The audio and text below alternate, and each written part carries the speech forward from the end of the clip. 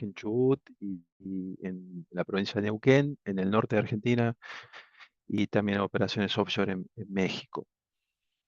Yo soy ingeniero químico, egresado de la Universidad de Buenos Aires, y bueno, tengo ya 22 años, un poquito más en el rubro del gas y el petróleo. Trabajé un poco como ingeniero de procesos en una empresa de ingeniería llamada Tecna en Argentina. Luego estuve en Chevron 15 años, donde trabajé un poco en ingeniería de producción, otro poco en optimización de facilities, seguridad de procesos y demás. Y bueno, ya hace unos 6 años de vuelta por acá por Neuquén. Y en Pan American, desde el 2021, estoy con ellos en todo lo que es la implementación de Well Integrity a nivel corporativo de la compañía. Un poco lo que vamos a ver hoy entonces es cómo se extrapolan cuestiones del Process Safety Management a todo lo que es la operación de pozos de gas y petróleo. Aquí, esto es una especie de agenda como para que tengan una idea de los temas que voy a abarcar. No es todo el PCM lo que voy a abarcar, si bien todos los elementos del PCM aplican. Aquí voy a hacer hincapié más que nada en los que están marcados en rojo, ¿no? Todo lo que es un poco de competencia, cultura, gestión de barreras, gestión de riesgos, y bueno, eh, planes de emergencia, investigación de incidentes y métricas. ¿Mm? Como para tener una idea, Charlie, ¿podemos saber cuántas personas hay más o menos y de qué la audiencia, de qué rubros hay? Hay un poco de todo, me imagino, ¿no?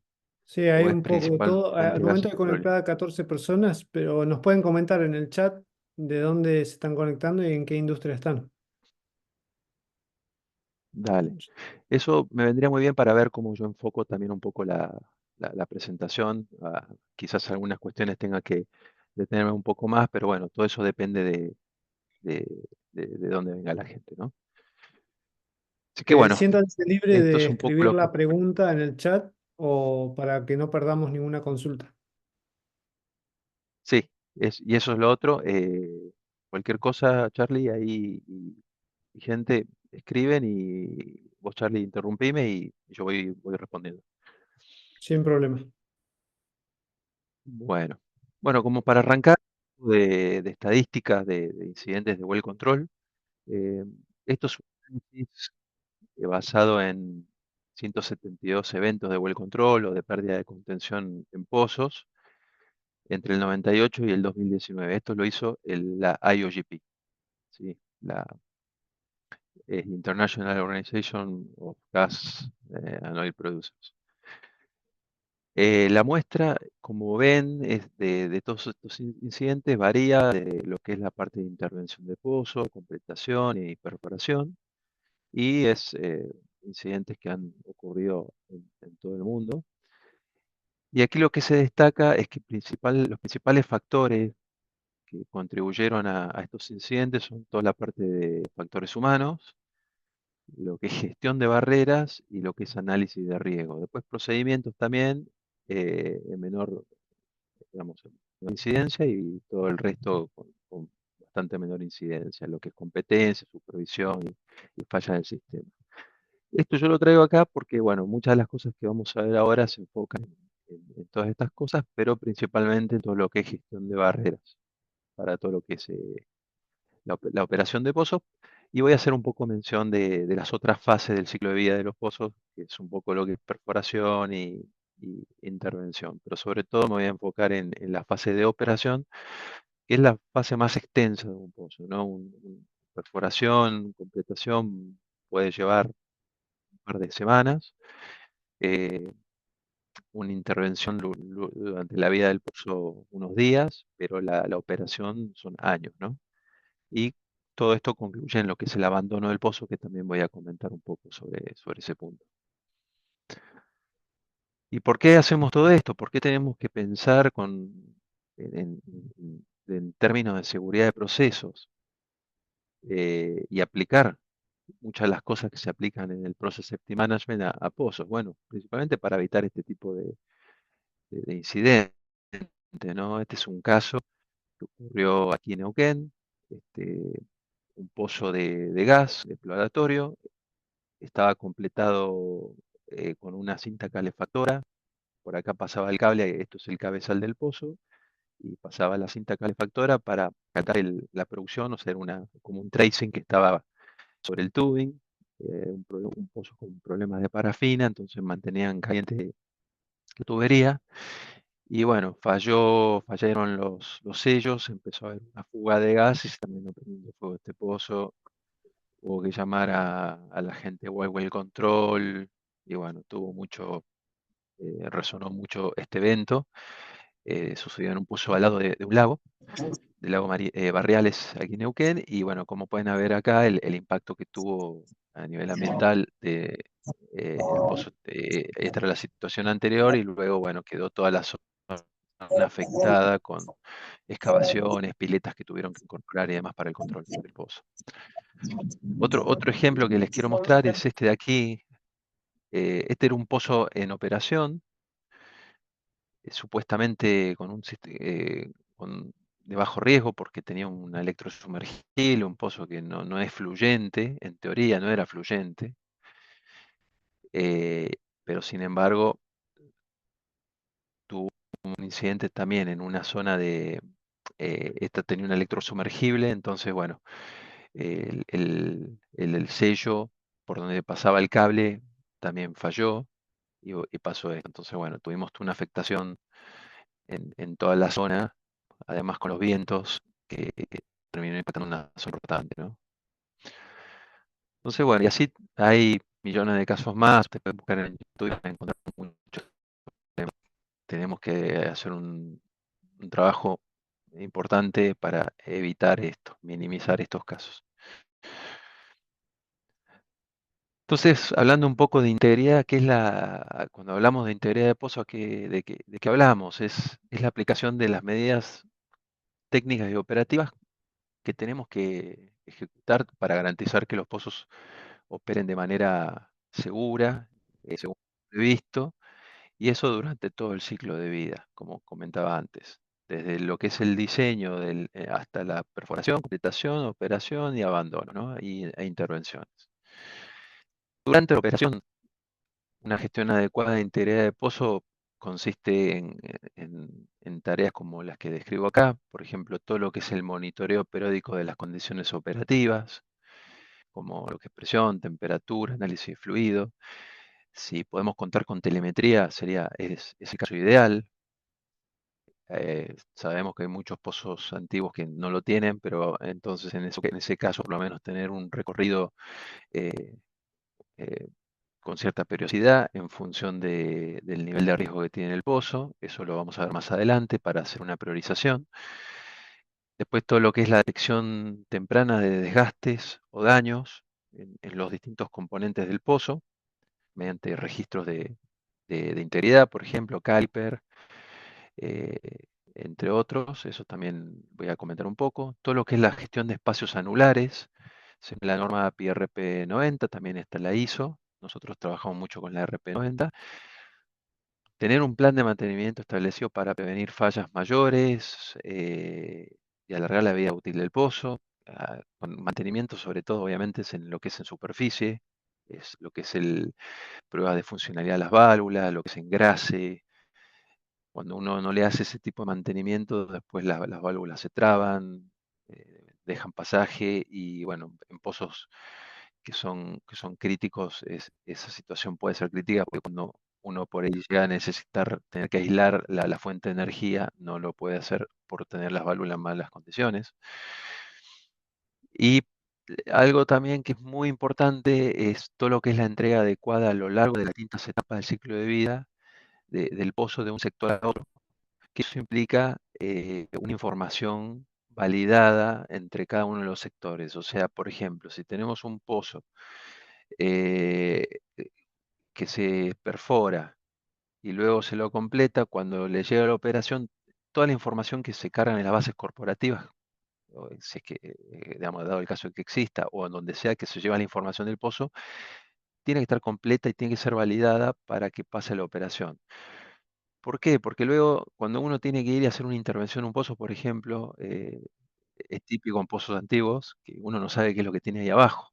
Y es muy complicado planificar una intervención segura si uno no sabe con qué se va a encontrar.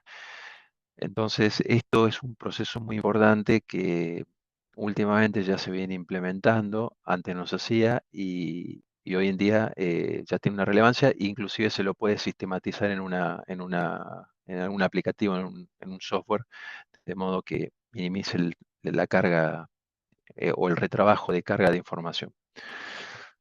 Todo esto implica una buena, una adecuada gestión de integridad del pozo y todo apunta a mantener de manera sostenible eh, al menos dos barreras, dos envolventes de barrera, que es como lo que se marca aquí en colores, ¿no? Ahora voy a comentar un poco más de este tema, pero bueno, lo que siempre que se busca es tener dos envolventes de barrera que contengan el hidrocarburo donde tiene que estar, ¿no? Dentro del pozo.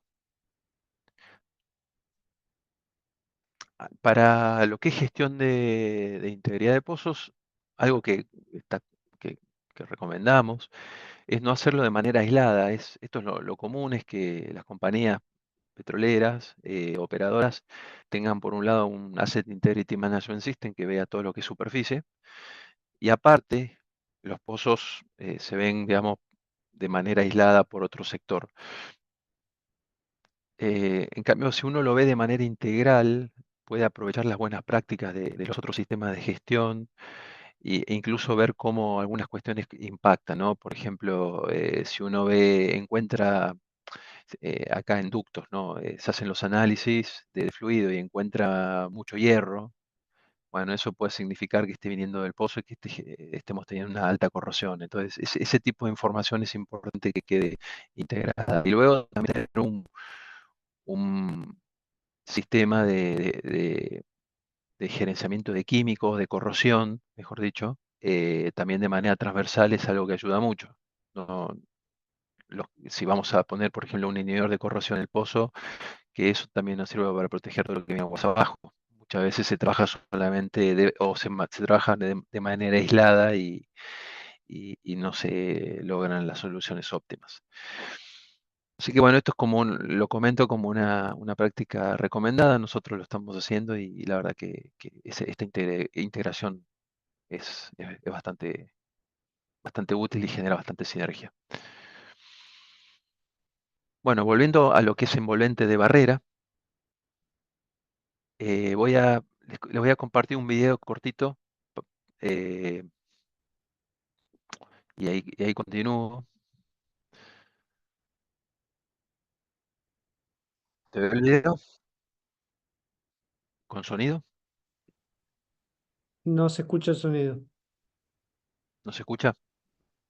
Todavía no. No. No. Bueno, lo voy comentando.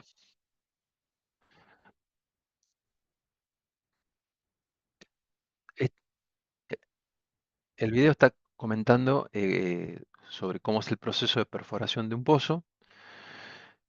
Básicamente lo primero que se hace es se perfora una primera sección, se entuba esa primera sección y luego se bombea cemento para que quede cementado, digamos, toda la parte externa de esa primera sección. Luego se va con una segunda sección a una capa más profunda, que es lo que se le llaman acá el recubrimiento intermedio. Lo mismo, se hace una cementación y por último se llega a ya la capa productora con lo que llamamos normalmente el casing de producción. Y también eso es algo que se cementa. Luego se punza, bueno, se corren registros para verificar eh, la condición de las cañerías, también se hace un log de toda la parte geológica y incluso también se corre luego un registro que te permite ver cómo queda el cemento, que eso es una de las barreras también Es una barrera muy relevante. Luego se punza y se pone en producción el pozo. Aquí adelante un poquito, se cañonea, se punza las capas productivas y luego ya queda en producción el pozo hacia las plantas, ¿no? Entonces, básicamente un pozo es lo que te conecta el reservorio con la superficie.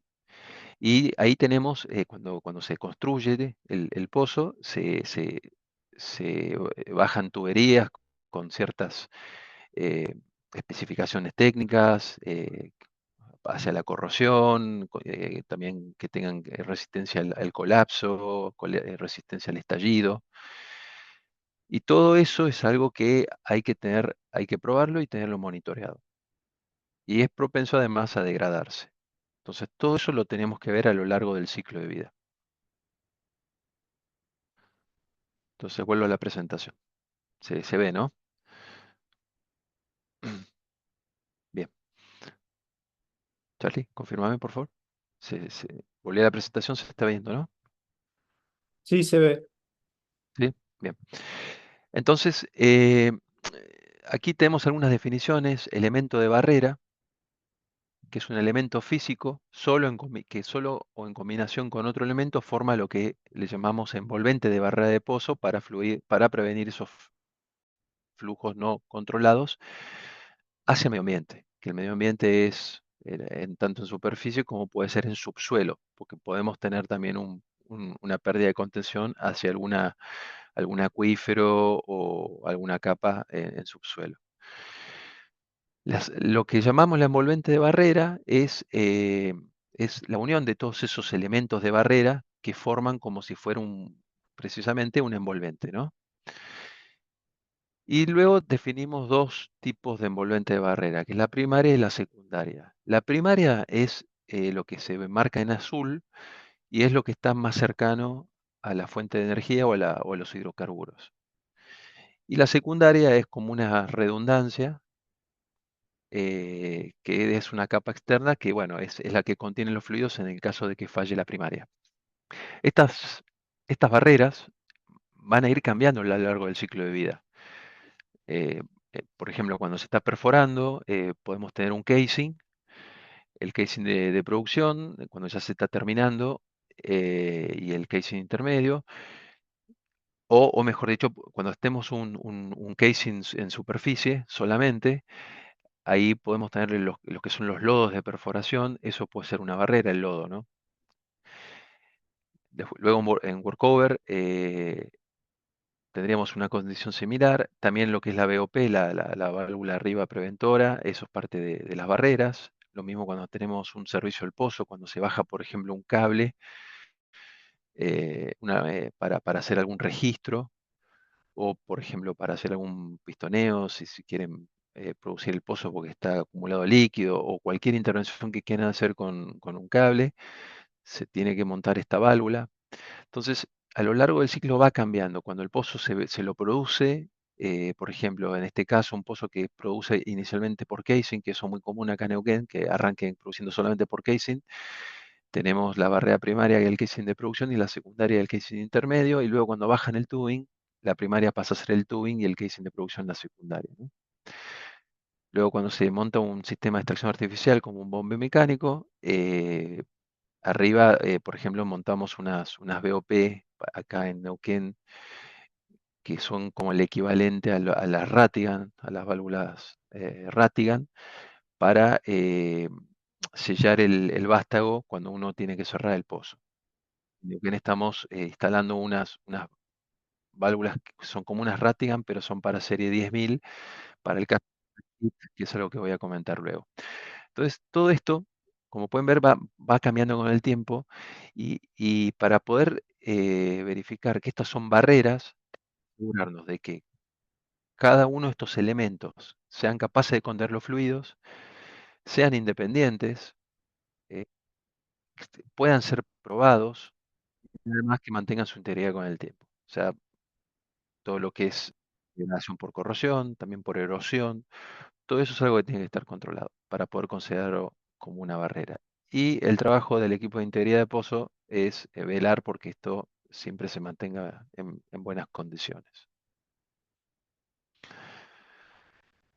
En este esquema que vemos aquí a la izquierda, que es de la ISO 16530, se puede ver cómo, por ejemplo, en la estructura del pozo, vos siempre podés tener distintos puntos de fuga. Podés tener acá abajo, digamos que está el reservorio. Lo normal es que ingrese por acá, se produzca por aquí, pero si, por ejemplo, el cemento está en malas condiciones, puede entrar por aquí y puede entrar un espacio anular.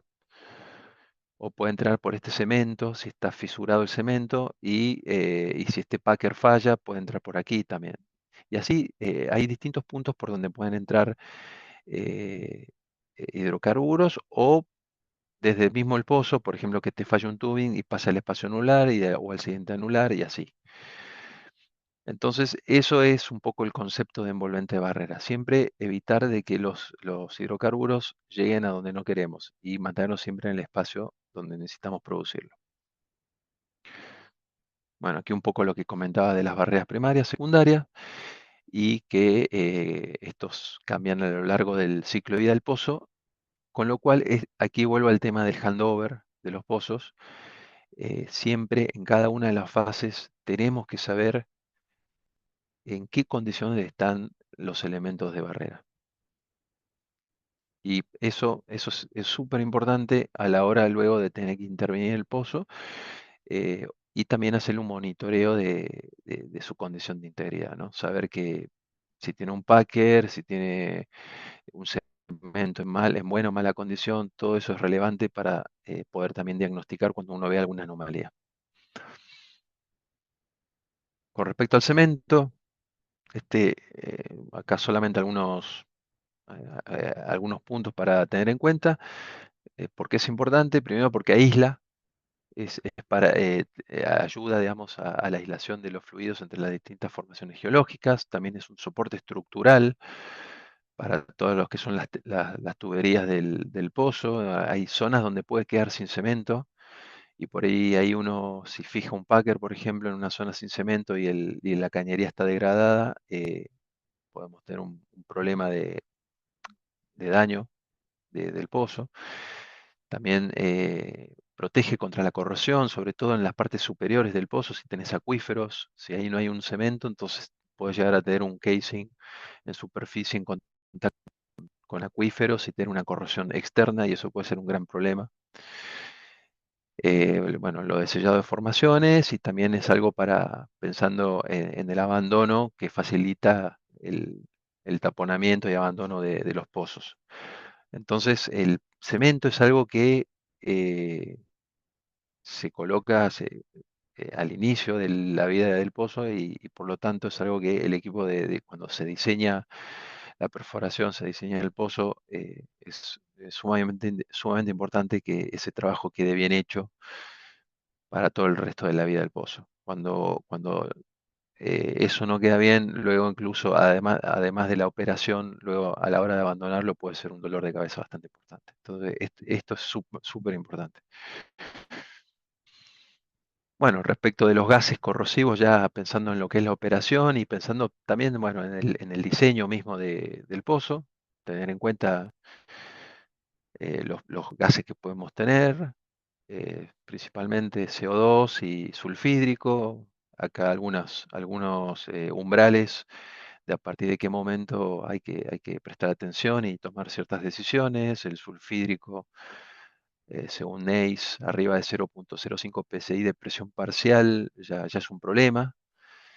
eh, y es un problema no tanto por una corrosión de manera uniforme, sino por una fragilización de los materiales. Ahí se genera en toda la estructura del metal, ingresan los protones o los átomos de hidrógeno y eso fragiliza toda la estructura.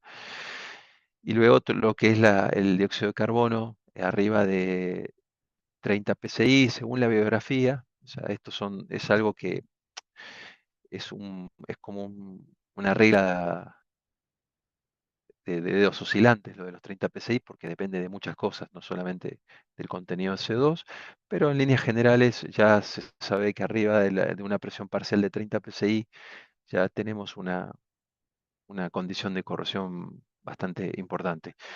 Por las dudas, comento, la presión parcial es la fracción, el contenido en porcentaje molar, multiplicado por la presión total, la presión, digamos, del fluido, ¿sí? Entonces, por ejemplo, si estamos a 100 psi y tenemos 30% de CO2, ahí tenemos 30 psi.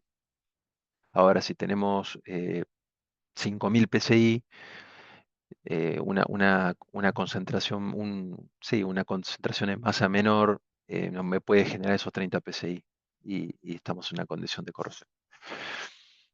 Entonces, esto tenerlo en cuenta para todo lo que son las estrategias de mitigación de la corrosión, y eso implica, bueno, todo pensar en temas de materiales, eh, incluso en cuanto a materiales, pueden ser desde aceros inoxidables, un cromo 13, un cromo 3, cromo 13, o plásticos, ¿no? HPA, de ese tipo de materiales. Pero siempre hay que tener en cuenta todos los trade-off que trae esto, ¿no? Un cromo 13 es muy bueno para el dióxido de carbono, pero en ciertos contenidos de cloruro ya empieza a fallar, y además que es muy caro, es bastante más caro el cromo 13. O por ejemplo, si uno pone un coating interno, tener en cuenta las intervenciones que tenga que hacer el pozo. Cuando uno baja herramientas puede romper ese coating y eso puede empeorar la situación. Entonces hay que hacer una selección de materiales y de coating, eh, pensando en todas las posibilidades, haciendo un balance, ¿no? De todo lo bueno y lo malo de cada una de las opciones. Y ahí tomar una decisión estratégica y siempre pensando en el largo plazo. Puede pasar que, por ejemplo, un pozo, nosotros en Neuquén arrancamos con casing de acero del carbono, en pozos que tienen CO2, ya está analizada la corrosión, que va a ser tolerable durante máximo 1 año y medio. Entonces, cuando se le baja el tubing, ahí sí se le baja un tubing de acero inoxidable. Pero no gastamos en un casing de acero inoxidable porque si no, ahí los pozos saldrían costosísimos. Entonces hay una estrategia donde hay ciertos riesgos, pero que están medidos y gerenciados. Y por último, todo lo que es la parte de químicos, ¿no? La inyección de inhibidores de corrosión. Bueno, volviendo al tema de la parte de registros, eh, esto es algo muy típico que se hace para ver la condición de los tubos, de los tubulares, que se hace normalmente cuando tenemos gases corrosivos. Es una herramienta como la que se ve aquí, que tiene estos dedos, el caliper o multifinger imaging tool, le dicen también MIT, y también se le pueden sumar otras herramientas de logging que te permiten ir viendo cómo van variando los espesores a lo largo de la profundidad. Esto es profundidad, y aquí tenemos una penetración máxima que te lo van midiendo estos dedos a lo largo de toda la circunferencia del tubo. Va viendo a distintas profundidades donde hay penetraciones, como se ve acá en este esquema, ¿no? Este es la condición ideal, y bueno, acá en este caso detecto acá una penetración del 58%. Está muy chiquitito, pero dice 58% a creo que 1400 metros. Entonces todo eso luego se va graficando, y esto es información muy, muy importante para poder definir y planificar intervenciones, también eh, predecir zonas de riesgo. eh, con esto hacemos unos cálculos que eh, recalculamos las máximas, las condiciones operativas del pozo. Ahora les voy a mostrar un poco sobre ese tema. Y todo eso con el fin de incrementar la vida útil del pozo, ¿no? No podemos dejar, no hacer nada y que esto se siga corroyendo, y si llegamos a tener un casing corroído, luego es un problema. Hay que hacer trabajos ya más importantes, un casing patch, por ejemplo, bombear cemento, punzar y bombear cemento, o bajar una cañería de menor diámetro, que eso después te restringe la producción. Ahí después ya es más compleja la solución. Entonces, al correr estos registros, permiten tomar medidas preventivas o correctivas de menor costo de manera temprana. Entonces, volviendo al tema de las barreras, aquí algunos ejemplos de barreras típicas en fase de operación, de elementos de barrera. Recuerden, tenemos los elementos de barrera que, sumados todos los elementos, se transforman en envolventes de barrera. Entonces, por ejemplo, en este caso, en superficie tenemos todo lo que es el árbol de producción, tenemos la válvula acá, la válvula maestra, que eso es un elemento compartido. Le llamamos compartido porque aquí no hay forma de tener una barrera primaria y secundaria. Aquí si tenemos una primaria y una secundaria, si tenemos un problema en el tubing el casing no va a contener el fluido, pero si tenemos un problema acá en las válvulas, ahí sí no tenemos un resguardo, por eso se le llama barrera compartida, y por eso que también es tan crítico hacerle un buen mantenimiento a todas estas válvulas, ¿no? Luego tenemos el tubing, el casing, acá incluso tenemos eh, todo lo que son los anillos, las juntas. Todo eso es algo que tiene que ser probado de manera frecuente, que esa frecuencia es a definir por cada operadora según cómo van viendo que va evolucionando la degradación. Pero son pruebas de presión que hay que hacer para asegurarse de que esto siempre contiene la producción, o en el caso de que haya un fragit, como es el caso de los desarrollos no convencionales donde hay fracking, asegurar de que va a aguantar esa presión que muchas veces suele ser, o sea, nunca va a ser superior a la presión estática del pozo o la presión inicial del pozo, pero si estamos hablando ya de un pozo que tiene varios años produciendo y que pueda estar degradado, tenemos que asegurarnos de que se va a recibir esa presión externa, estos elementos lo puedan contener. Ahora ya en un ratito les hablo de qué es el Fragit para que se entienda un poco más para los que no conocen cómo son los desarrollos de Shale. Luego acá tenemos, por ejemplo, el Packer. El Packer es lo que aísla una vez que se baja el tubing. Se coloca esto de aquí para hacer que la producción venga por aquí, que ahí se forma un espacio anular entre el casing de producción y el tubing. Bueno, y así todos los elementos del cemento, todo lo que comenté antes. Todo esto son elementos de la envolvente primaria. Y luego de la secundaria, lo que decía, el casing de producción, el cemento que está por fuera del casing de producción y demás.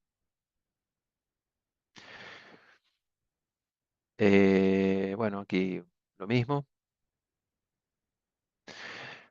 Entonces, como una práctica recomendada, yo aquí les voy poniendo les voy marcando algunas cosas que son prácticas que nosotros implementamos y que por lo menos se las recomiendo por aquí. Es cuando uno va a hacer una intervención, tenga estos diagramas para los distintos casos y use esto como checklist para asegurarse de que esos elementos de barrera estén en condiciones y que hayan sido probados y que también sean monitoreados luego. Entonces, por ejemplo, aquí estas son fotos, ¿no?, de distintos sistemas. Este de aquí es un coil tubing, o sea, se baja perdón, este de aquí es un coil tubing, no se ve, no me quedó la foto, pero supongamos que esto es una tubería que entra por el pozo para hacer trabajos en el pozo, limpieza, entre otras cosas, y se tienen que montar todas estas válvulas estas son las BOP, válvulas de corte. Entonces, uno tiene que tener esto acá, tiene que asegurarse que antes de comenzar el trabajo hayan sido probadas, que cierre, que aísle, y así con cada etapa del proyecto, del pozo. En este caso, se está bajando una cierta terminación, en este caso se está bajando el coil tubing. Como ven, los diagramas cambian y por lo tanto lo que hay que monitorear y controlar varía según el estado del pozo. De acá una mención especial, el tema del abandono. Esto ya al final de la vida del pozo. eh, cuando uno abandona el pozo tiene que cumplir con ciertas normativas, normalmente esto te lo establece la legislación local, que es tener estas dos barreras, tener dos tapones de cemento, ¿no? Y eso tiene que cumplir ciertas especificaciones. Entonces también aquí tenemos un diagrama de barrera donde te muestra el tapón del primario, el más cercano a los fluidos, y el secundario, que es el resguardo en el caso de que falle este tapón. Entonces ahí los tapones tienen que cumplir también ciertos registros y evidencia de que son barreras, pruebas de presión, el cemento tiene que tener sus registros de que estén en buenas condiciones y también la formación tiene que tener su, su registro de que es una formación de que digamos, no está fracturada o no se te pueda migrar, por ejemplo, hidrocarburos por fuera y llegar a la superficie. Em, Esto del Ingeniero, abandono es algo que, sí, ingeniero, disculpe, buenas noches. sí, ¿Podría hola, buenas decirnos, noches. por favor, qué tipo de pruebas se hacen a los tapones para verificar su condición, su efectividad, su confiabilidad, por favor? Sí, acá como lo puedes ver aquí en la presentación, son pruebas de presión. Se genera el tapón y ahí uno tiene que presurizar y bueno, hay un procedimiento, hay criterios de aceptación de la prueba, ¿no? Pero normalmente son pruebas de presión de los tapones. Primero de este tapón, luego se genera este segundo tapón y se lo prueba. Pero también el cemento de las cañerías también se tiene que correr un CBL o, o SBT, alguno de los registros de cemento y bueno, y demostrar de que este cemento está en buenas condiciones. Pero básicamente es eso, no es mucho más.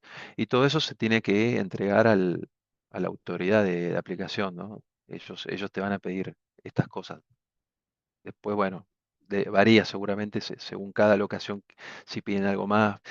Todo lo que es en superficie, también hay un acondicionamiento que tiene que tener en superficie, la cartelería, la remediación del suelo y todo eso. Y bueno, esta fase es muy importante porque, bueno, es lo que queda, ¿no?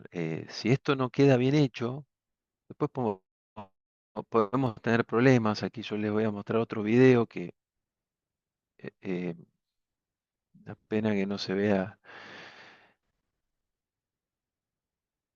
Aquí, como pueden ver en el video, este es un pozo que estaba supuestamente abandonado y bueno, un momento comenzó a fluir al medio ambiente. Y como se ve, esta es una zona en Estados Unidos donde, bueno, hay casas, hay campos y esto es común. Que no sé si común que fluya de esa manera, pero sí hay muchos casos de pozos que fueron abandonados hace 40 años, no fueron bien abandonados, o, o lo que se requería en esos momentos la- eh, para conseguir un abandono en buenas condiciones, no eran los mismos requerimientos que hoy en día, y bueno, hoy en día por ahí son pozos que comienzan a fluir. Entonces, esto es una etapa muy, muy importante porque, bueno, hace a la prevención de contaminación ambiental, seguridad, sobre todo en esos pozos que están en zonas urbanas, en ejidos urbanos. También ya es un tema de cumplimiento legal, cada vez se está poniendo más firme la regulación, todavía falta, en algunos países más que en otros, aquí en Argentina te da muchos grados de libertad la legislación, pero poco a poco esto seguramente va a ir poniéndose más estricto. Todo lo que es pasivos ambientales y lo que es preservación de imagen corporativa. Imagínense, en ese caso, el video que mostraba recién salió en las noticias. Entonces, es realmente una parte muy importante y acá tenemos que asegurarnos de que estos elementos de barrera estén en buenas condiciones. Bueno, con respecto a los límites operativos del pozo, tenemos dos conceptos que se llaman MASP y MAWOP. No les no escribí qué significa MASP, pero les comento y MAWOP. La MASP es la máxima presión anular en superficie esperada, y la MAWOP es la máxima presión anular operativa leída siempre en superficie. Aquí tenemos un pozo con su árbol de producción arriba y el cabezal del pozo es este. Esta es la cabeza del pozo, de donde cuando se construye el pozo se montan estos carreteles, son como carreteles, en donde adentro están alojados lo que le llaman los colgadores y los caños quedan colgados de esos colgadores. Entonces aquí tenemos, por ejemplo, el colgador eh, bueno, me faltaría un carretel más, pero supongamos que este es el colgador el que está más arriba, del tubing. El tubing este de aquí queda colgado acá arriba, y luego el segundo casing queda colgado acá. Y después falta un tercer recarretel donde queda colgado acá el siguiente casing. Entonces se van formando espacios anulares. Y dentro de esos espacios anulares lo que hay normalmente son fluidos de perforación. Cuando se perfora el pozo, por ejemplo, la primera parte, esto siempre durante la etapa de perforación, para contener los fluidos que puedan subir, piensen que cuando está perforando acá tenemos presión atmosférica y acá tenemos la presión de los reservorios. Entonces se inyecta un lodo que mantiene con presión hidrostática controlado el pozo. Pero luego eso queda en ese espacio anular, ese lodo. Y así con cada uno de los tramos. Entonces, lo que tenemos en el fondo de cada una de estas secciones son unos espacios anulares llenos de un líquido donde se genera una presión hidrostática. ¿Sí? Entonces acá, por ejemplo, tenemos la presión hidrostática que va a depender de toda esta columna de líquido de lodo de perforación, más si tiene una capa de gas, el gas es despreciable. Pero normalmente está gobernado por todo el lodo que tenemos aquí. Entonces, ¿qué pasa si llega a pasar un poco más de presión? Supongamos que vamos con este caso de acá. Aquí tenemos presión hidrostática y, por ejemplo, entra gas por acá y se empieza a presurizar esto. Si se presuriza esto, esta presión de acá en el fondo comienza a aumentar. Y lo que puede suceder es que aumente a valores tales que o te genere un estallido del casing o te genera un colapso del tubing. O puede generar un colapso también del packer que está acá abajo. Si acá tenemos una presión diferencial superior a la presión de colapso del packer, puede romperse el packer. O si no quedó buen cemento, que es muy típico que pase, que el cemento llegue hasta cierto punto, esa presión fracture la formación. Entonces todas esas cosas se calculan y con eso se define la mínima presión que puede haber leída en superficie, tal que si supera eso se rompe algo. Se rompe o estalla algo o colapsa o tenemos un problema de fractura de formación. Entonces, eso que acabo de decir está en ecuaciones acá. Por ejemplo, en este punto tenemos la presión hidrostática más la presión anular tiene que ser menor a la presión de colapso del casing o menor a la presión de fractura. Entonces de ahí se despeja lo que es la presión anular, y de todos esos cálculos de presiones en esos distintos escenarios se toma el menor valor, y ese menor valor va a ser la máxima presión que podemos leer acá en superficie. Y ese es el límite operativo del pozo. O mejor dicho, ese es el límite máximo a la que puede llegar la presión. Luego de ahí se deriva una segunda presión que es la MAWOP, que es la máxima presión operativa, Maximum Allowable Working Operating Pressure, o Annulus Working Operating Pressure, que tienen algunos factores de seguridad. La expectativa es que el pozo siempre trabaje con estas presiones por debajo de esa MAWOP, y si llega a superar la MAWOP, haya un colchón para que operaciones pueda ir y tomar alguna medida correctiva y volver a poner esa presión en, en- en- en valores normales. Que lo que normalmente se hace una purga. Se abre acá y se ventea. tiene que haber una preparación, algún lugar donde enviar esto, porque normalmente esto es un lodo de perforación que devuelve. Y ya con eso podemos volver a la presión normal. Así que eso es el concepto de la MAS y la MAWO. Es repito, como para resumirlo, entonces la MAS es la máxima presión que yo puedo leer acá, tal que si supera, puedo o colapsar o estallar algo o fracturar una formación. Ahora, si tenemos un problema de corrosión, como el perfil que veíamos recién, donde hay una degradación de este casing, esa presión de colapso varía y disminuye. Entonces, esta máxima presión va a disminuir también. El límite disminuye. Entonces, por eso es que cuando estamos trabajando con fluidos corrosivos, es importante estos registros de integridad con cierta periodicidad, puede ser una vez, dependiendo de la condición, una vez cada 6 meses, una vez por año, ir viendo cómo va avanzando la corrosión y en base a eso hacer los recálculos de límites operativos y tomar las medidas que haya que tomar.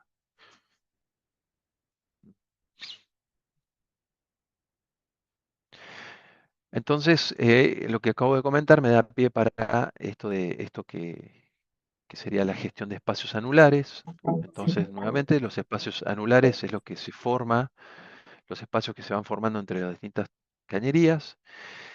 Y en superficie, aquí en el cabezal, nosotros podemos montar manómetros o transmisores de presión. Esto de acá es un tubing, un tubing de instrumentación que va arriba hacia un transmisor y podemos hacer un monitoreo de las presiones. Em,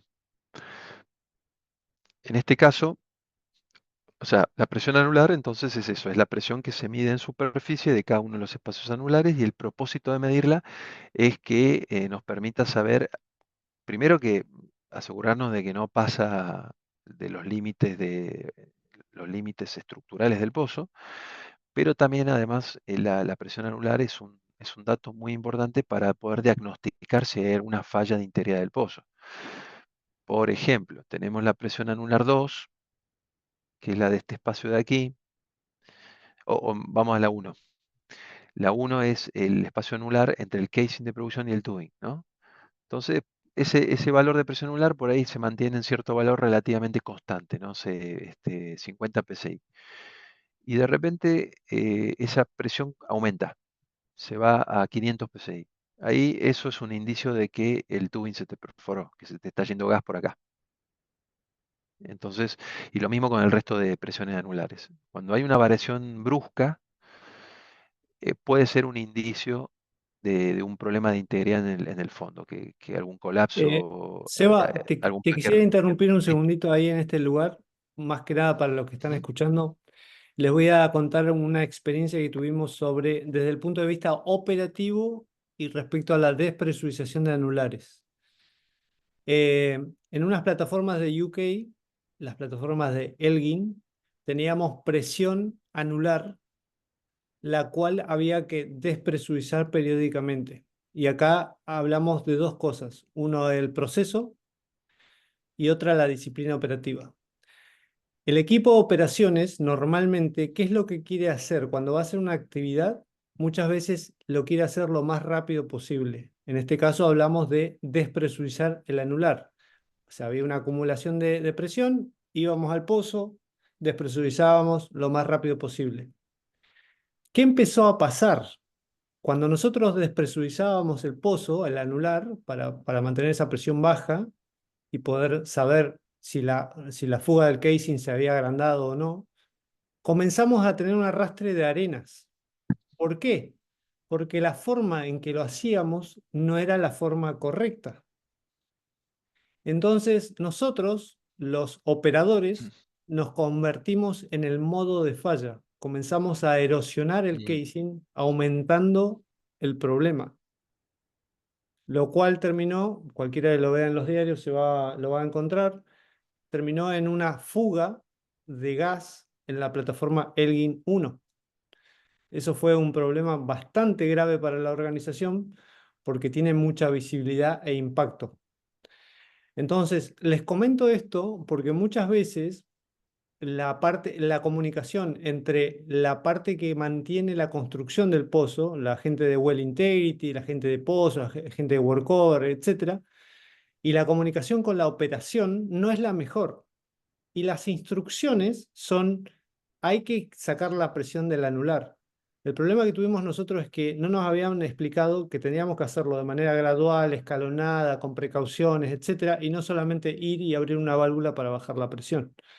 Entonces, esto que está contando Sebastián se puede convertir en un problema en el cual falle el material o ustedes, interviniendo en la operación, se conviertan en el modo de falla. Básicamente, una pérdida de una operación errónea. Entonces, es importante, quería mencionar esto porque muchas veces se piensa en que el material es el único problema y la forma en que operamos también se convierte en un problema. Gracias, Seba. Ujú. Sí, totalmente. Lo que es esto de la despresurización, es importante que haya un procedimiento, que se conozcan las velocidades de desfogue y también límites inferiores, porque no es cuestión de desfogarlo a presión cero solamente. Puede pasar de que si vos lo desfogás a presión cero y esto esté corroído, tengas un colapso, tengas una presión diferencial de afuera hacia adentro y colapses el externo. Entonces, hay que tener en cuenta varias cosas y por eso tiene que estar escrito, el procedimiento de desfogue. Así, y así, bueno, evitar incluso temas como lo que acaba de comentar Charlie. En esta gestión de espacios anulares, además de procedimientos, eh, como práctica recomendada, es tener un tablero. Nosotros lo tenemos de manera digital, tenemos eh, transmisión de presión en casi todos los pozos de Neuquén. Y en ese tablero, bueno, tenemos cargadas todos los límites operativos MAUOP y más y los valores de presión que, que vienen, que son transmitidos por los transmisores, ¿no? Y eso nos va generando alertas que le llegan al centro de integrado de operaciones y ellos mandan a solicitar estos desfogues a la operación. Em, bueno, esto ayuda mucho. Ahora, ¿podemos tener todo en verde? No siempre. Algo para tener en cuenta en esto de la presión anular, hay tres tipos de presión anular. Eh, una es, bueno, la impuesta por el operador, que es el caso de pozos con gas lift, ¿no? Se le inyecta el gas a través del casing de producción, a través de las válvulas que están en el pozo, eso siempre va a tener obviamente un valor de presión. Eh, Así que bueno, si supongamos que vamos a tener un pozo que produce originalmente por casing de manera con surgida natural y se degrada ese casing, luego alguien decide bajarle un gas lift, bueno, es importante que tenga en cuenta la más, sí, porque le puede llegar a pasar que no pueda utilizar ese método de extracción, ¿no? Entonces, no es tan común que pase, pero bueno, es algo para tener en cuenta. Otro caso es el de la inducida térmicamente. Esto se ve muchísimo. Un pozo que empieza a producir, por ejemplo, choqueado con un choque en superficie, aumenta en el choke, aumenta la producción, se calienta y la presión en los anulares aumenta. Y puede aumentar mucho, sobre todo si está lleno de líquido. O sea, fluido incompresible, aumenta un par de grados la temperatura y eso levanta muchísima presión.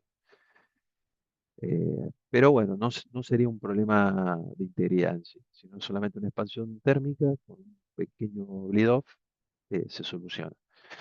Y el último caso es el de sostenida, presión sostenida, que es por comunicación entre anulares, y ahí es cuando sí ya estamos hablando de un problema de integridad del pozo, y eso puede generar un problema a la operación por tener que hacer desfogues frecuentes, como se ve en este gráfico que ven aquí. Este es un pozo que el cemento no terminó de cubrir. eh, este es el anular, creo que el 2, sí, el 2 es el de aquí. Este cemento aquí que se ve tan lindo que va cubriendo todo por afuera, en la realidad llegó hasta por aquí, no llegó a cubrir la cañería de acá. Y esto es una zona, es una formación que se llama Quintuco. Entonces, ese espacio anular 2 está expuesto a una formación de hidrocarburos, con lo cual tenemos una comunicación directa de, de presión hacia la superficie. Eso es un problema porque estamos operando con una sola barrera, que son las válvulas del cabezal. Entonces, bueno, ahí hay que pensar en una remediación que puede ser inyectar alguna resina, por ejemplo, o hacer algún bullheading, que, bueno, eso es más complicado. Un bullheading es una inyección de cemento por afuera, pero ahí hay que levantar presión. Eso es algo que lo tenemos que resolver. Lo que sucede entonces hoy en día es que operaciones tienen que ir y hacer estos desfogues de manera bastante rutinaria. Por eso es muy importante esa comunicación entre ese feedback hacia la gente de perforación, para que ellos se aseguren de que el cemento que dejan esté en buenas condiciones y cumpla las expectativas. La expectativa siempre es que esto quede totalmente cubierto, que son sobre todo lo que es la formación que está expuesta al anular 2.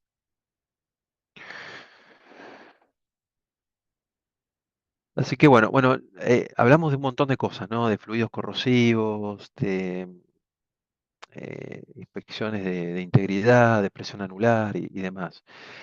Eso es muchísima información, y acá viene una propuesta. Yo les voy a mostrar una propuesta que nosotros le estamos implementando de cómo procesar toda esa información y tener un indicador que nos permita priorizar acciones y, bueno, tomar medidas tanto de prevención como ya de correctivas, ¿no? Pero de manera priorizada, sobre todo en casos donde hay miles de pozos. Eh, entonces, para eso, nosotros lo que vamos a hacer es determinar una especie de probabilidad de falla de cada una de las envolventes de barrera, tanto en superficie como en subsuelo. La probabilidad de falla va a depender de las pruebas que se hagan, de los materiales, de los fluidos corrosivos, eh, especificaciones técnicas, bueno, todo eso, ¿no? Si es un pozo que está con una probabilidad de ser impactado por un frac hit, en el caso del desarrollo no convencional, tenemos bastante información como para poder determinar, al menos cualitativamente, si las envolventes tienen una probabilidad de falla baja, media, significativa o alta. Eso tanto en superficie, lo que es el árbol, como en subsuelo, lo que son las tuberías y elementos de subsuelo. Por otra parte, podemos calcular un potencial impacto al medio ambiente. Podemos determinar mediante ecuaciones a través de un orificio cuánto podemos fugar, cuánto puede ser la fuga de gas de un pozo que está a cierta presión de boca de pozo, y lo mismo un derrame. Y con eso podemos determinar pérdida de contención Tier 1, Tier 2, Tier 3, en función del potencial de fuga o derrame, o algún impacto ambiental, si sabemos que el pozo está ubicado en una zona sensible o no, si está en medio de la Patagonia o si está en la selva del norte argentino o en el Golfo de México. Entonces, con eso podemos determinar un impacto ambiental y por lo tanto determinar un riesgo a nivel de superficie. Y por otro subsuelo, podemos ya en subsuelo determinar un impacto ambiental. No es tan sencillo porque eso no es algo que está normalmente delimitado, pero sí podemos pensar en un impacto en producción. Si tenemos un- una pérdida de integridad de un casing, ese pozo va a haber que pararlo, y vamos a tener un lucro cesante de producción y por lo tanto un impacto en producción, que se puede traducir tranquilamente en un impacto económico. Entonces ahí podemos determinar un riesgo de subsuelo. Entonces, de esta manera, con los dos tipos de riesgo, podemos definir un riesgo de pozo, siendo el riesgo el mayor riesgo entre el de superficie o el de subsuelo. Entonces, como una práctica recomendada, se puede armar un modelo de este estilo. Cada uno lo puede armar con, con ciertos criterios, y si uno tiene información en bases corporativas, como por ejemplo todo lo que es cómo está construido el pozo, cómo está el cemento, qué cañerías tiene, si además en esa base corporativa tenés registro de integridad y todo lo demás, los materiales y demás, y tenemos los datos de producción, que son lo que vienen los controles de los pozos, o datos de cromatografías, Toda esa información nosotros la podemos meter en un sistema que nos haga cálculos y nos haga el cálculo automático del riesgo del pozo.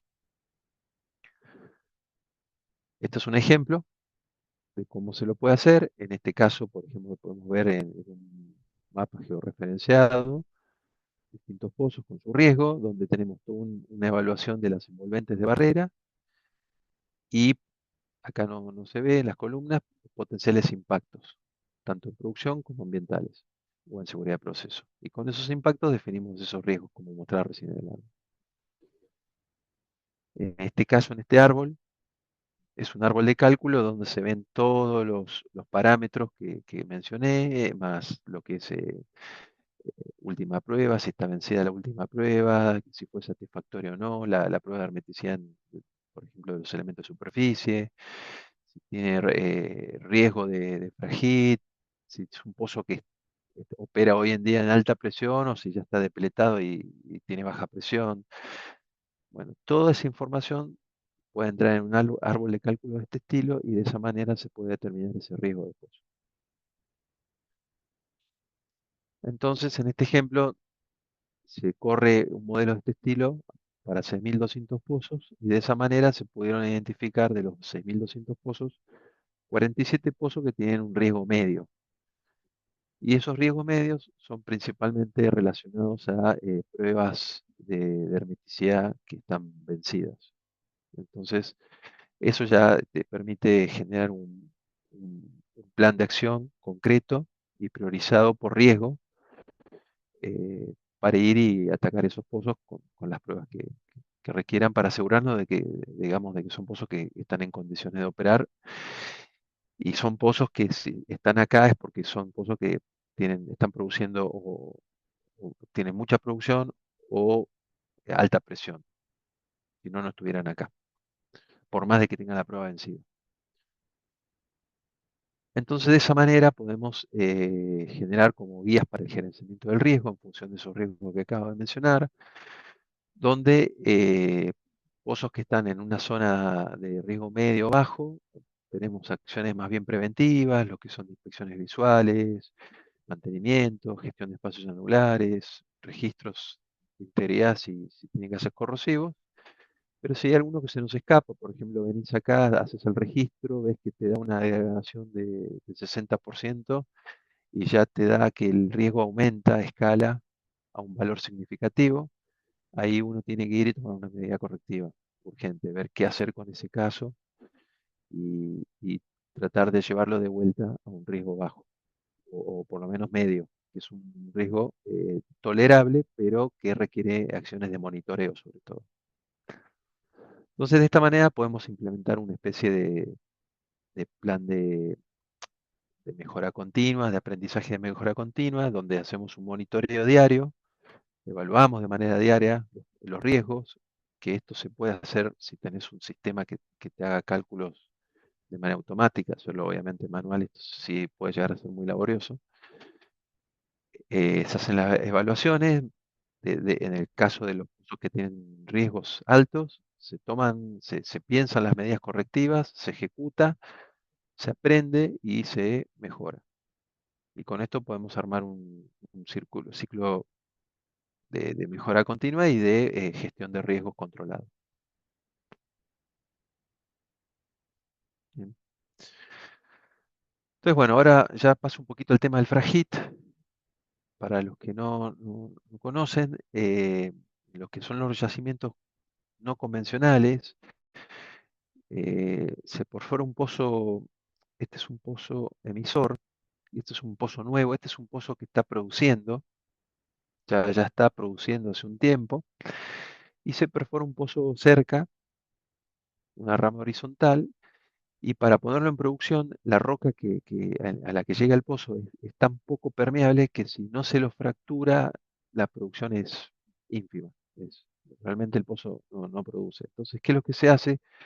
Se punza y se generan fracturas hidráulicas para romper la roca y lograr que el hidrocarburo que esté contenido en esa roca empiece a producir. Pero lo que puede pasar es que cuando se fractura, que normalmente se inyecta agua a 12.000 libras de presión, por ejemplo, alguna de esas fracturas le pega el pozo que está en producción y esa presión de este pozo aumenta. A eso le llamamos fragita. Y es algo que puede ocurrir a lo largo del ciclo de vida de cualquiera de los pozos que estén en un yacimiento donde ya se hace una fractura infill, ¿no? Esto en pozos que son los brownfield es un desafío, es todo un gran desafío porque, bueno, este pozo puede ser un pozo del año 1990, donde llega otra capa de menor presión, donde tiene elementos en superficie que aguantan hasta 3000 psi, por ejemplo, y le vas a meter un pozo donde le puede levantar la presión a 6000, 7000 psi. Entonces, esto es un riesgo que hay que tenerlo muy controlado.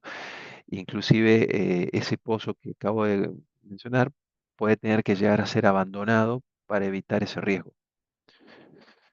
Entonces hay que ponerle mucha gestión a esto. Este es un set de fractura. Esto de aquí, este es un pozo que están perforando. Y acá tenemos el set de fractura, que bueno, son todos los camiones que toman agua, en este caso un tanque australiano, y mezclan el agua con arena e inyectan a esas presiones que comentaba de alrededor de 12.000 libras, agua con arena hacia el pozo. ¿Y por qué se coloca arena? Porque si no se coloca la arena, una vez que se termina de someter a presión la fractura, si no se coloca lo que le llaman agente sostén, que es la arena, esa fractura se cierra. Por eso se inyecta arena.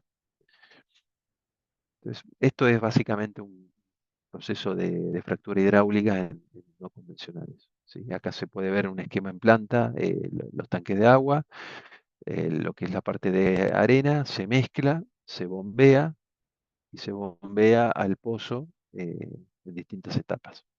Esta es una foto de la arena de fractura, que puede ser arena, en Argentina se consigue arena de una provincia de Entre Ríos, que es una arena de mejor calidad, o una arena cercana aquí en la zona de Neuquén, que es una arena de menor calidad. Entonces, estos pozos que pueden ser sometidos a fragit, esto le puede ocurrir en cualquier momento de su vida. Puede ser cuando son surgentes, con elementos de superficie de 10.000 psi, como cuando ya están al final de su vida con distintos sistemas de extracción con ratings menores en superficie. Entonces, bueno, es algo que hay que tenerlo muy, muy presente.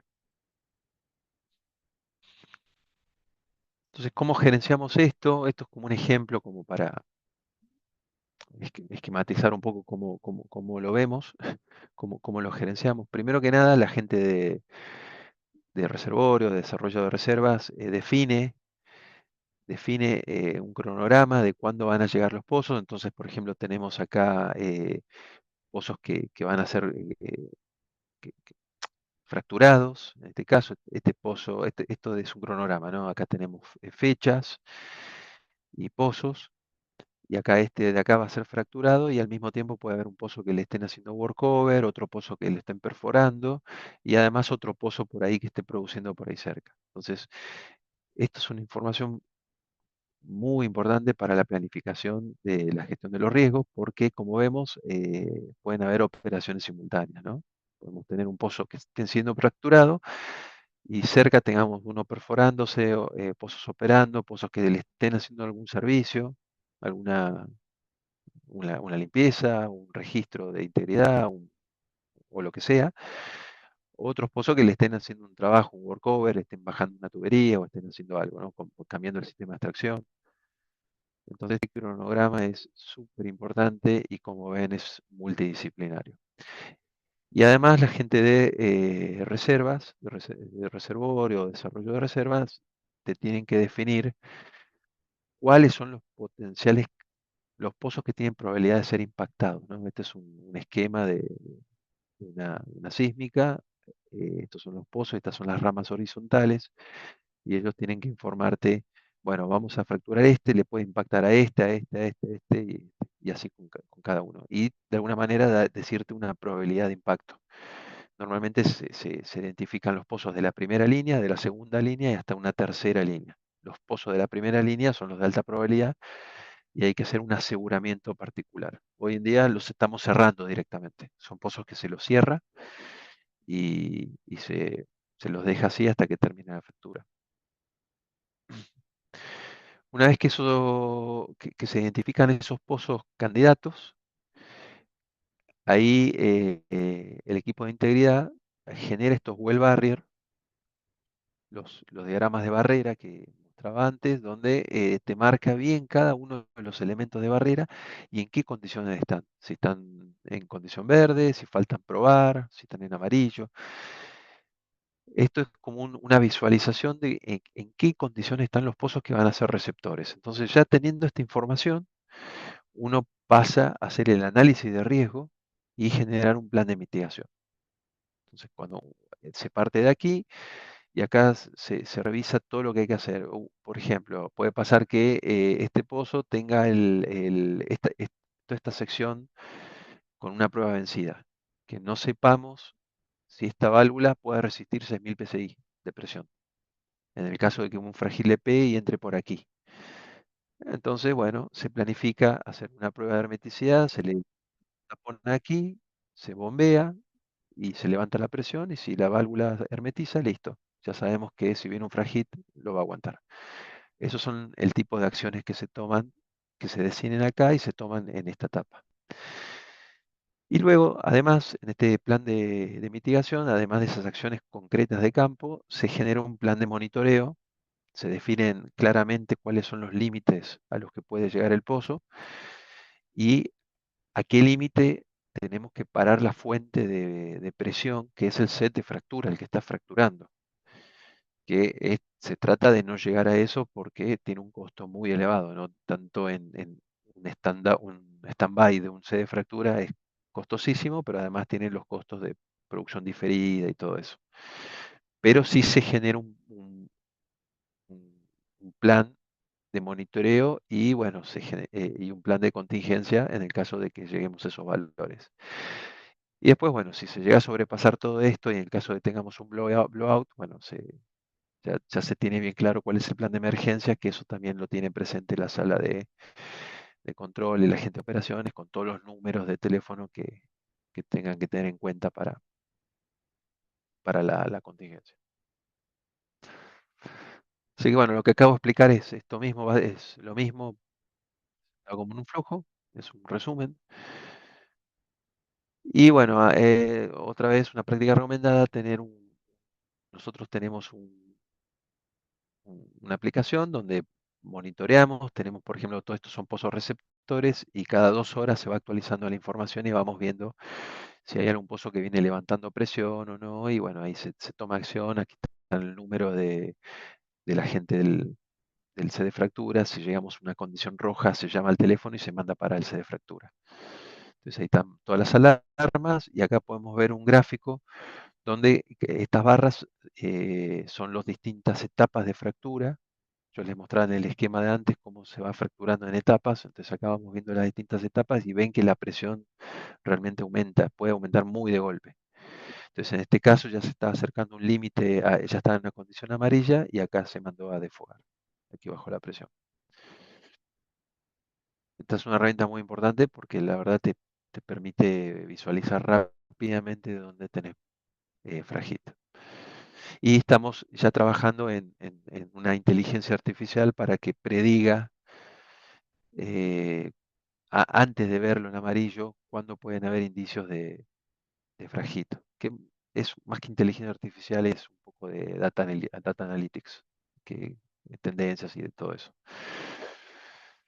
Así que bueno, volviendo al tema de aplicaciones, entonces hablamos nuevamente caliper, registros de corrosión, registros bueno, cromatografía, pruebas de hermeticidad, etcétera. Entonces, la verdad que tener un aplicativo que contenga toda esa información y interactúe con distintos módulos es súper importante, es útil para poder tener todos estos cálculos lo más automatizados posible y tener los riesgos lo más actualizados posible para poder tomar las medidas. ¿Sí? Esto es un resumen de algunas de las cosas que vimos recién. Otra práctica recomendada que aplicamos mucho es el tema del bow tie para pozos en producción y también para pozos en perforación. Esto es un ejemplo nomás. Y esto nos permite también ir viendo las barreras que están presentes o ausentes o que no existen y tenemos que incorporar. En este caso es un pozo en producción o suspendido, que el peor evento es que haya una pérdida de contención, y acá tenemos todos los eventos iniciadores. Puede haber vandalismo, puede ser un pozo que pueda sufrir una caída de objetos o colisión cuando están interviniendo otro pozo. eh, Puede ser un pozo que, este lo hicimos para un caso de un pozo que está en una zona de un ejido urbano. eh, no tiene nada que ver con esto. Ahora que pienso, este era un pozo que estaba en un ejido urbano y tenía un esquí de químicos. El problema era más bien que terceros ingresen ahí y, bueno, tengan algún problema con el químico, no tanto blowout. Pero bueno, el concepto, digamos, es ese, ¿no? Después todo lo que es límites operativos, erosión, tratar de tener mapeado todo lo que pueda generarnos y acá poder mapear las barreras. Y en el caso de que tengamos un blowout, también tener bien claro que tengámoslo, por ejemplo, este pozo que les comentaba está en una zona cerca del lago, de un lago, eh, y en el caso de una pérdida de contención, podemos afectar ese lago, ¿no? Entonces, para eso, la locación tiene una contención secundaria, tiene unos terraplenes que, si llega a haber un derrame, evitarían que el líquido vaya hacia el lago.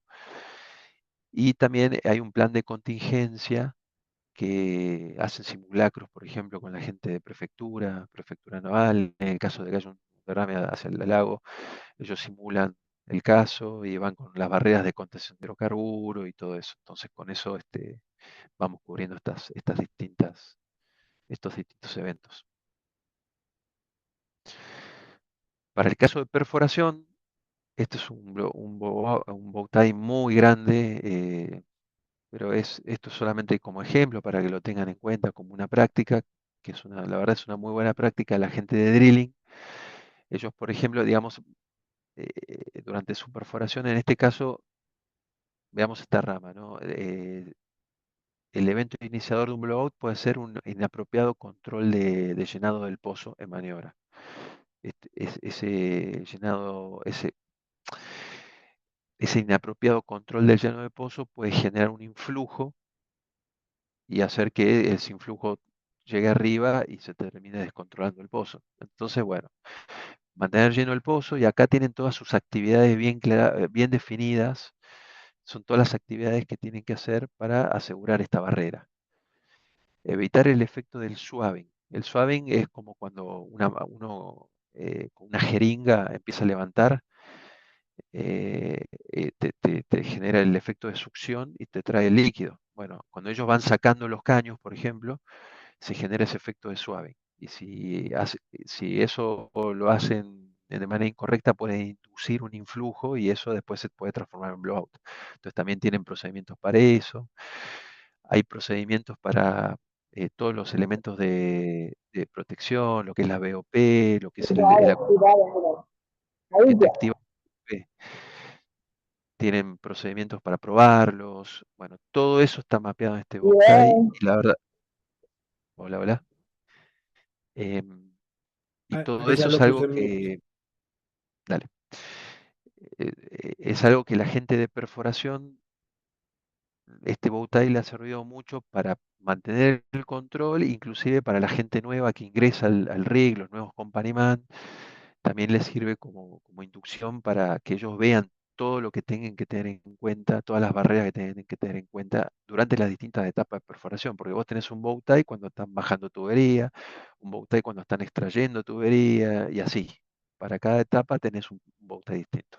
Y eso lo vas manteniendo actualizado con la herramienta esta digital, que es eh, no recuerdo el nombre ahora, XP creo que es, Bowtie XP.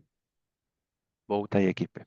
Ellos lo tienen ahí online y bueno, van viendo, inclusive cuando hacen los cambios de turno, lo hacen con esto. Ellos van viendo qué barreras tienen activas, qué barreras tienen pendientes. Así que la verdad que es una muy buena práctica que han implementado, han logrado implementar en Drilling. Bueno, me van quedando las últimas slides. Un poco de investigación de incidentes, que es uno de los elementos del PCM. Nosotros, un método que usamos mucho es el método sistémico. Como saben, hay muchísimos métodos de investigación de incidentes. Nosotros usamos mucho el sistémico, donde lo que buscamos es principalmente encontrar las causas sistémicas, asumiendo de que la gente va a cometer errores sí o sí en algún momento. O sea, sabemos que el humano siempre comete errores, entonces eso no es el centro de la investigación, sino todo lo que tenga que ver con la organización, con el contexto del trabajo, después con las defensas o barreras eh, preventivas que puedan fallar, las de contención que puedan fallar, y si todo eso falla, obviamente si una persona comete un error, puede derivar en un incidente. Este es el método que usamos nosotros y la verdad que ha sido bastante útil en todo sentido, ¿no? Desde lo que es realmente encontrar causas que si no las resolvés, no se subsana el problema, que tienen que ver con la organización, pero incluso también desde el punto de vista de la gente que opera, otros métodos por ahí son más, es como que buscan más un culpable. La bondad, una de las grandes bondades de este método es que realmente no encuentra culpables, sino que realmente encuentra las causas a nivel de organización. Aquí les voy a dar un ejemplito de un incidente. Este es un pozo con un bombeo mecánico que se rompió el staffing box. Entonces van a ver un poco lo que sucedió y van a ver un poco la reacción de la persona. Y lo pongo en play. Fíjense que el bombeo mecánico estaba activo y él se estaba acercando. Y luego se metió abajo del pozo para cerrar una válvula. Y se empetroló todo.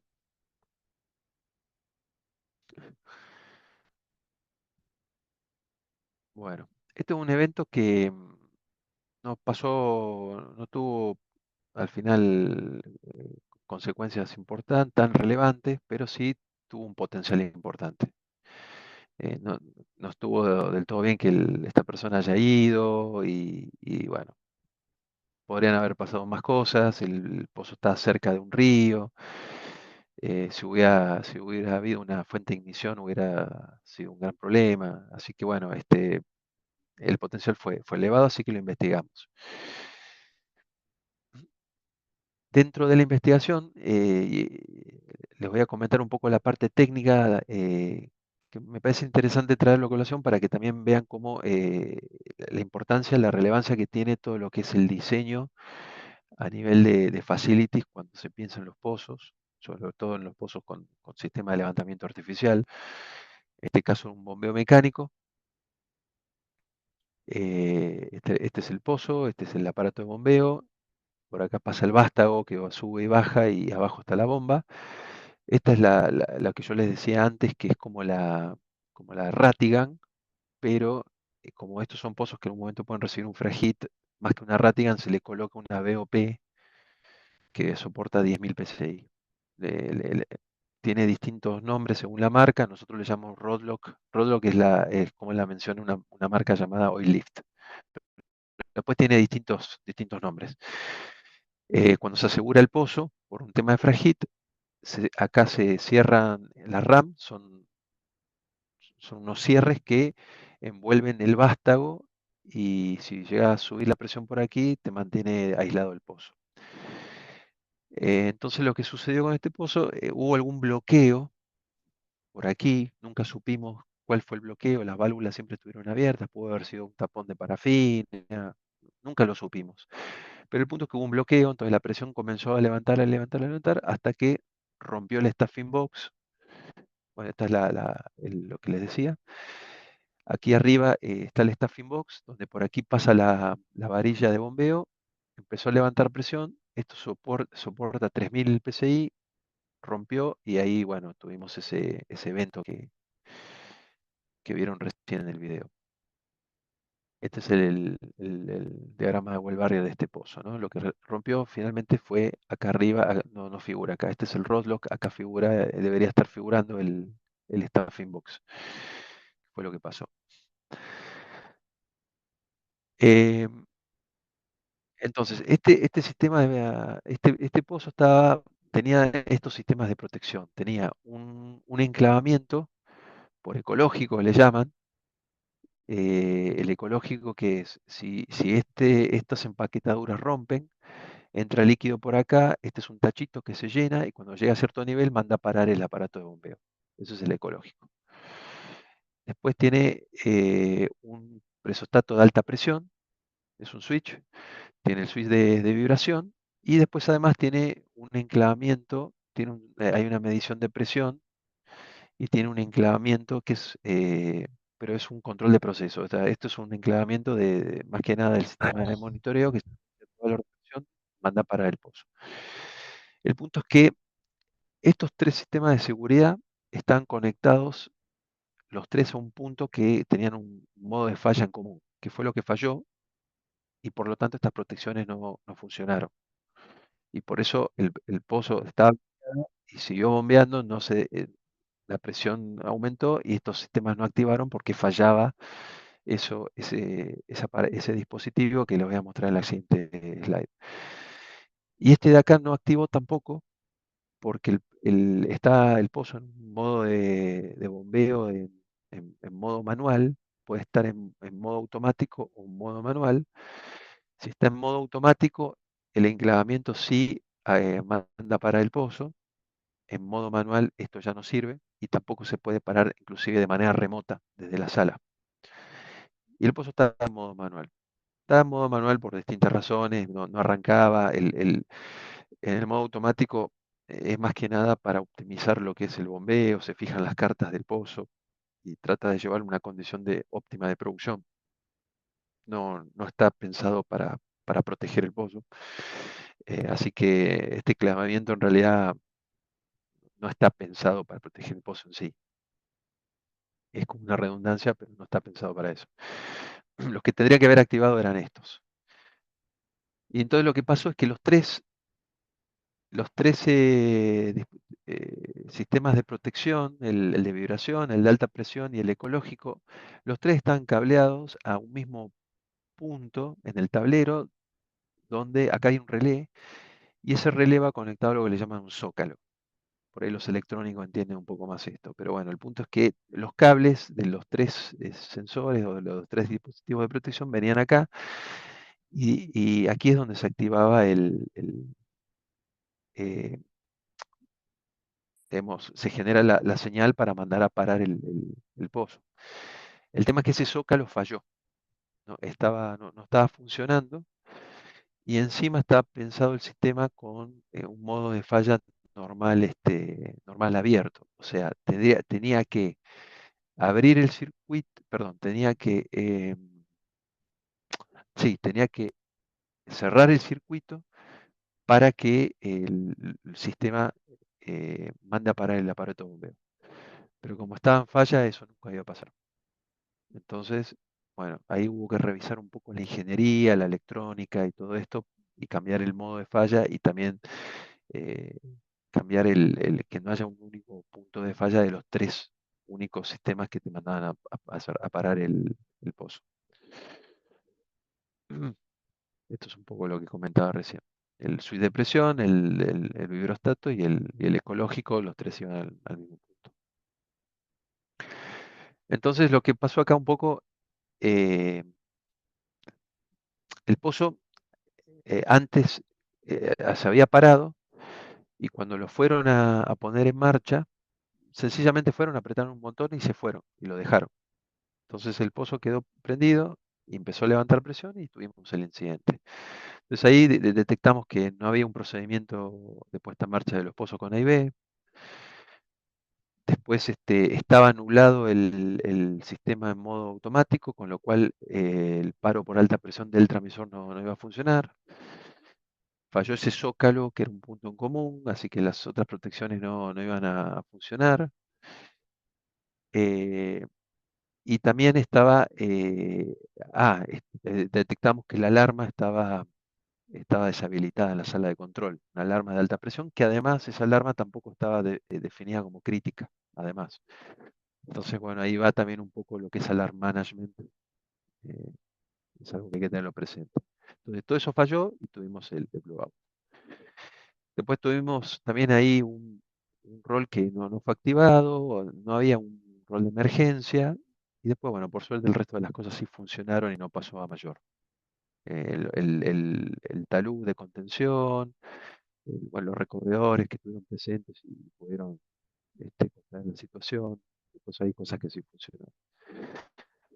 Entonces, volviendo al método sistémico, ahí vimos temas de organización, donde no teníamos un protocolo de acción de eventos de descontrol de pozos, el tema del diseño que les comenté, son muchas cuestiones que llevaron a este incidente. O sea, al final, lo que menos relevancia tuvo es el error de la persona. Más que nada, vimos los problemas a nivel sistémico, que fue lo que encaramos y lo que fuimos a corregir.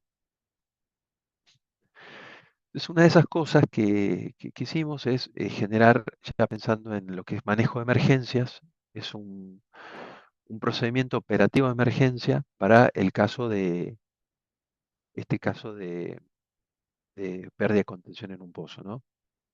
Entonces con eso definimos ya claramente si llega a pasar algo de vuelta, además de que, o sea, no debería, tomamos medidas desde el punto de vista del diseño y desde el punto de vista de ciertos controles, del checklist de puesta en marcha y todo eso, para que no pase de vuelta, pero si llegara a volver a pasar, inclusive si vuelve a pasar un descontrol de estos en otro tipo de pozos, no con bombeo mecánico, sino con electrosumergible, con algún otro sistema de extracción, siempre que las personas del campo siempre sepan exactamente qué hacer y que no hagan como por ejemplo veía en el video, que se acerque el pozo a querer salvar la situación, no le correspondía y se ponía en peligro él mismo. Entonces, generamos un procedimiento de emergencia para esos casos. Y como en este caso, por ejemplo, si se detecta, lo primero que tiene que hacer es activar un rol de emergencia, o sea, que todo el mundo esté notificado de la situación, no tener héroes que pueden salvar la situación solos, sin que tengan ningún tipo de contención.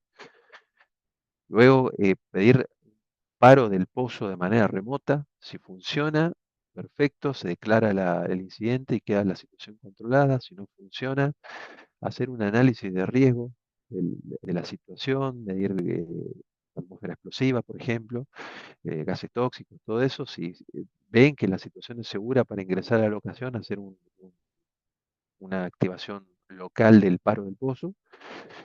Y si el pozo no para, se activa ya lo que es el TRT y MT, que es un equipo de respuesta técnica. Puede ser que tengamos una situación de un pozo que esté descontrolado y con los recursos locales no puede hacer absolutamente nada. Entonces, eso tiene que estar bien claro. Cuando llegamos a esa situación, ahí ya uno tiene que llamar a un externo, una de estas compañías que se dedican a well control y que lo resuelvan ellos, que son los especialistas.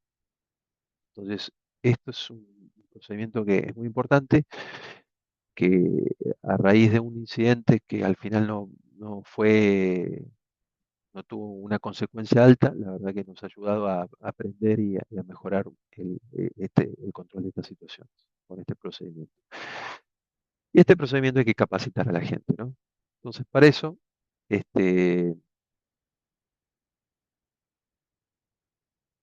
voy acá,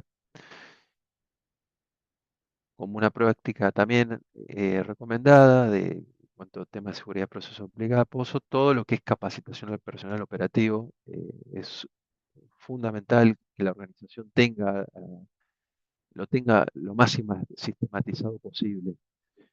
Eh, nosotros ahí en Pan American tenemos lo que es la escuela de Well Control, que la verdad que se ha invertido bastante en todo sentido, con un simulador de perforación. Estos son los simuladores de todo lo que es servicio al pozo, para simular eventos en caso de wireline, de slickline, de intervención de pozo con digamos, de distintos tipos de servicio al pozo, con coil tubing. Y se generan capacitaciones a todo el personal, que personal del frontline, sobre todo, companyman, pero también ingenieros de producción. Se llega a muchísima gente, inclusive dándoles una certificación del IADC, que de esta manera se ha logrado generar una cultura bastante importante en temas de seguridad de well control y de seguridad de proceso, porque en estas capacitaciones se habla mucho de todo esto, de gestión de barreras, gestión de incidentes, se aprende cómo funcionan los distintos sistemas de protección, cómo se gestiona. Son capacitaciones que la verdad son muy completas, son bastante exigentes y realmente le eleva muchísima la calidad de profesional a toda la fuerza, ¿no?, laboral. Además de las capacitaciones con simuladores y demás, también hay capacitaciones en cursos en línea, eh, contenido que se genera con externo o de manera interna, PowerPoint que uno arma. Tenemos capacitaciones ad hoc al personal del campo, vamos al campo y hablamos de todo esto, de gestión de espacios anulares, de presiones anulares, de gestión de barreras. Entonces, esto es una práctica súper, súper recomendada, que, bueno, en la medida de las posibilidades, siempre tratar de estar presente en la operación y además que incorporar el feedback de ellos, de lo que ellos ven, porque ahí uno aprende mucho también y puede detectar desvíos. Esto lo había puesto antes, como para ya ir cerrando, lo mencioné al principio, el handover. Esto es un proceso que está en la ISO, te lo recomienda la ISO 16530. Y bueno, como yo decía al principio, ¿no? Cada etapa, en la medida que se va pasando el pozo de un sector a otro, hacer todos estos handover de perforación a completación a operación, operación cuando se interviene, una vez que se interviene el pozo, si vuelve a la operación, que sepan cómo reciben el pozo. Por ejemplo, un pozo que era urgente, le bajan un sistema de extracción artificial, un bomba mecánico, un gas lift, lo que sea. Bueno, cuando vuelve el pozo, esta gente tiene que tener bien claro qué es lo que se bajó, cómo se bajó, inclusive si hubo algún problema, sobre todo, por ejemplo, cuando se perfora. Hay veces que, bueno, no cuando se perfora, puede pasar en cualquier momento, pero por ahí uno baja una herramienta y te puede dañar un casing, lo puede rayar. Todo eso tiene que estar claro, porque esos problemas operativos luego te pueden generar una degradación en la integridad, un casing que está desgastado por una herramienta que bajó y que apoyó mal y te rayó el tubular, luego con corrosión puede transformarse en un blowout. Ha pasado, así que por eso es muy relevante cumplir con este proceso, y si se lo puede digitalizar es mejor. Eso ayuda muchísimo a que esto fluya más, y además que asegura que la calidad de la información sea la óptima. Y bueno, por último, un poco de tema de métricas. Esto es solamente mencionar la relación que hay entre métricas de well control y de seguridad de procesos. Aquí tenemos una definición de IOGP, se encuentra en varios otros lugares. Tenemos distintos niveles de well control, están pensados más que nada en si fallan barreras del pozo. Por ejemplo, un well control 1 es cuando ya te falló las barreras y te quedó el pozo descontrolado, que ahí tenés que llamar a un tercero que venga y te ayude a manejar la situación. Después puede haber un caso de un pozo donde falla una barrera, pero una segunda barrera te contuvo la situación. Eso es un caso de Well Control 2. Y ya después tenés eventos que son como los eventos menores.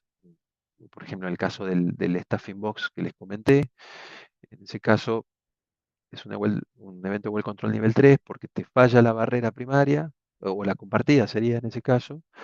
Tuviste un evento, pero apagando el aparato de bombeo, listo, se contiene la situación. No pasa mayores. Y luego tenemos todo lo que son nivel 4, que son todos los near miss. Entonces hay como una relación entre los tier 1, 2 y 3 y 4 de seguridad de proceso. Eh, Se puede manejar las dos y, bueno, llevar estadísticas en base a las dos métricas. nosotros lo hacemos y ayuda mucho. La verdad que ayuda mucho. Esto está más que nada pensado en eventos, en volúmenes de pérdida de contención, fatalidades, otro tipo de cosas. Se miran distintos aspectos, pero al fin y al cabo todos apuntan a lo mismo. Así que bueno, como algunos takeaway o goals por ahí más relevantes que me gustaría mencionarles, tener un sistema de integridad de pozos y incorporándole además prácticas y conceptos del PCM, realmente son muy importantes para prevenir estos incidentes de control de pozo. Ayuda muchísimo lo que hablaba de Bowtie, todo lo que es aprender de los eventos, lecciones, investigaciones, incorporarlos en procedimientos operativos, capacitación, muchas cosas que están en el PCM, incorporarlos. Ahí Well Integrity, a veces uno piensa más que en los fierros, pero WIMS tiene que incorporar ya todas esas cuestiones incluso de factores humanos. Bueno, la estadística un poco nos dice ponerle foco a todo lo que es competencias, gestión de barreras. Acá hablamos mucho de gestión de barreras, lo del envolvente de barrera primaria, secundaria, de todas las pruebas y todo lo que se tiene que hacer. Evaluación de riesgos y no quedarse con eso, sino implementar las medidas preventivas y correctivas acorde a esos riesgos identificados. No todo es urgente, eh, muchas cosas van a ser necesarias, pero hay que priorizar y hay que enfocarse realmente en lo más crítico, en los pozos más picantes, en los que nos puedan generar los problemas mayores. Después, sí tener un plan de emergencia para escenarios probables o posibles de incidentes de vuelo control que sean severos, siempre pensar qué me puede pasar acá. Eh, si falla tal cosa, por ejemplo, en el caso este pozo, los pozos tienen presión sostenida. Si falla la válvula eh, que conecta el anular 2 en superficie, donde ya no tenés más barreras, si esa válvula fuga, ¿qué haces? Bueno, tener planificado qué pasa en ese caso, cómo uno tiene que actuar, cómo la gente tiene que estar preparada, tener esos planes de emergencia, un preplanning si es posible, y además tener los recursos adecuados para poder restablecer las barreras. Si no tenés un contrato con un Utancud o alguno de estos que controlan pozos, eh, pensar en hacerlo, en buscar una persona, una compañía que te dé ese soporte. Bowtie es algo que la verdad que ayuda mucho, tanto para cualquiera de las fases del pozo, del ciclo de vida. Inclusive, como vieron en las investigaciones, ahí mostré Bowtie, también te sirve mucho para eh, visibilizar qué es lo que falló, qué es lo que funcionó y qué barreras habría que agregar para evitar que los incidentes pasen. Realmente es muy útil para elevar ese tipo de acciones requeridas a la gerencia y a quien corresponda. Y todo lo que es digitalización. Eso realmente es algo que ayuda muchísimo porque son volúmenes de datos enormes que se generan día a día y hay que manejarlo, si no es información que queda ahí y nadie la usa y además muchas veces es costosa. Un caliper, correr un registro de integridad, te sale unos miles de dólares y la verdad que quede ahí guardado en la nada y nadie haga nada es bastante ineficiente. Entonces sí, tener estos sistemas que te ayuden a resguardar esa información, pero además que esa información la tomen y generen conocimiento, y generen eh, datos o información que a uno le permita tomar decisiones. Para eso las herramientas digitales son muy útiles, pero además te abren la puerta a todo lo nuevo, ¿no? Todo lo que es inteligencia artificial generativa. Estamos probando algo, todo lo que es la parte de gestión por excepción o risk-based, ¿no? Y también una comunicación actualizada y transparente de toda la organización con estas herramientas todo el mundo pueda acceder y ver dónde realmente pueden estar los mayores problemas. Así que para todo lo que es democratización de la información también es muy útil. Un poco de referencias, códigos y estándares internacionales normalmente utilizados, ¿no? Para todo lo que es gestión de espacios neuronales, la API 90. En la API 90 se pueden encontrar los cálculos de máxima WOP. También en la 16530, en la ISO, también hay cálculos de máxima WOP. Hay 3 métodos de cálculo de máxima WOP y te pueden dar valores muy distintos según los métodos. La API 90 tiene 2 métodos y la ISO tiene un método. Nosotros lo que hacemos es calcular según los 3 métodos y tomamos el valor más restrictivo de los 3 para los valores de máxima WOP de cada uno de los anulares. Después está la API TR56C3. Esta es una norma muy importante para el recálculo de las resistencias de los tubulares. Esa resistencia al colapso o al estallido, todas las ecuaciones de cálculo uno las encuentra acá. Entonces, si tenés un casing que soporta, no sé, 15.000 PSI, uno le corre un caliper y de repente ve que tiene un 50% de degradación, con esa información puede entrar a las ecuaciones y calcular y por ahí te termina dando, no sé, que te bajó el colapso de 15.000 a 8.000 PSI. Entonces ahí se recalcula la más y ahí te termina dando los nuevos límites operativos del pozo. Después todo lo que es la NORSOC, esta es clásica, la de 10, donde hay muchísimas cuestiones a well integrity. La API 581 es más que nada para lo que es risk-based inspection de los pozos. Acá hay muchas cosas que las usamos para ese modelo de riesgo que mostraba antes, sobre todo las ecuaciones de cálculo están acá. Y bueno, todo lo que tiene que ver con corrosión, NACE, ya saben, ya conocen que aquí tenemos muchísimo relacionado a materiales y umbrales para determinar qué materiales utilizar. Bueno, eso sería todo lo que tengo para hoy. 2 horas justito. Muchas gracias, Seba. Bueno, espero, si tienen alguna consulta, algún comentario, por favor escríbanlo. En la comunidad también lo pueden escribir. Si hay alguna consulta para Sebastián, también en los grupos de WhatsApp lo pueden escribir y se lo vamos a pasar. Hay varias cosas que mencionó Sebastián. Una cosa que quisiera dejarles para que se lleven es un concepto muy importante cada vez que piensen en integridad. La integridad está dividida en 3 partes. Hay integridad de diseño, está la integridad de mantenimiento, o mejor dicho, integridad técnica, cómo mantenemos las cuestiones, y después está la integridad operativa, cómo operamos las cuestiones. Esto que decía Sebastián de que el Well Integrity comienza a incluir cuestiones humanas, tiene mucho que ver con la integridad operativa.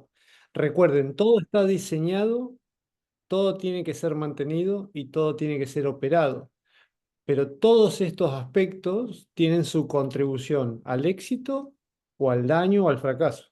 Entonces, si están hablando de cuestiones que van a relacionarlos con la seguridad de procesos para evitar pérdida de contención, para mantener el tema de la integridad, etcétera, etcétera, piensen siempre en que eso fue diseñado de una manera, tiene que ser mantenido de una manera y tiene que ser operado de una manera. Sebastián, muchas gracias por todo lo que nos diste, porque realmente es una información espectacular. Si eh, vuelvo a decir lo mismo, si tienen alguna duda, alguna consulta, algún comentario, una pregunta, por favor, háganosla llegar. Eh, Ujú. el grupo, voy a dejar el link de la comunidad para que a través de la comunidad se puedan sumar a los grupos. Un segundito. Sí, Acá y comentarles que, bueno, me pueden buscar si quieren ahí en LinkedIn y también el link. contactarme cualquier cosa por ahí, alguna pregunta, totalmente abierto a charlar sobre el tema este. Perfecto. Ahí en el chat les dejé el link de la comunidad. Se pueden sumar, ahí es donde van a estar los eventos, donde vamos a promocionar las charlas, etcétera, para que todos tengan los mismos accesos, lleguen a los mismos grupos, etcétera. Sebastián, nuevamente, muchas ¿Mm? gracias por tu tiempo. Gracias a todos los que estuvieron conectados. Y bueno, nos veremos No, por en la favor. próxima charla que sucede pasado mañana. Buenísimo. Gracias a todos también Gracias, gracias, Seba. Hasta luego, ¿eh? A ustedes. Chau, chau. Luego.